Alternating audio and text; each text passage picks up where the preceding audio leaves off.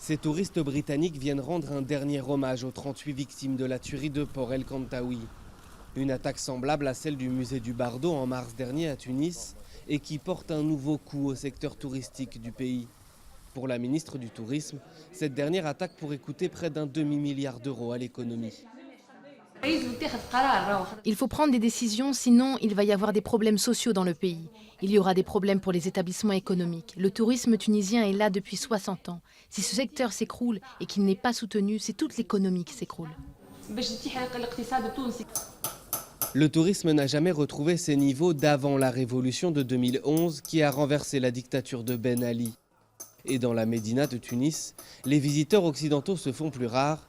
Ces échoppes tiraient une bonne partie de leurs revenus des vagues de touristes débarqués pour la journée des croisières organisées. Mais Houssine assure ne pas avoir perdu d'argent. Depuis 4 ans, il a surtout profité de la stabilité du tourisme régional.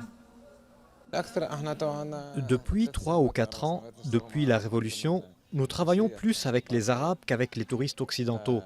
Il y a des Algériens, des Libyens, des Marocains, des Égyptiens.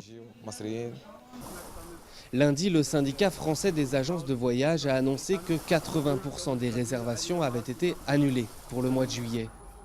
Pour l'économiste Jean-Luc Bernasconi, c'est l'occasion d'investir dans d'autres secteurs de l'économie tunisienne, comme l'industrie mécanique ou les nouvelles technologies. L'urgence du point de vue économique est également de renforcer ou de promouvoir l'investissement dans les secteurs autres que le tourisme, parce que la Tunisie est une économie diversifiée. Je disais tout à l'heure que le tourisme représente 7 à 8% du PIB.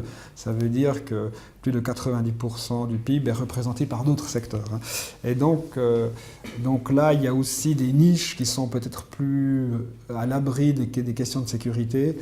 D'après lui, le gouvernement étudie des mesures d'allègement des charges sociales dans le secteur du tourisme pour éviter des licenciements massifs. 400 000 emplois directs et indirects dépendent du tourisme, alors que la croissance a nettement baissé au premier trimestre 2015.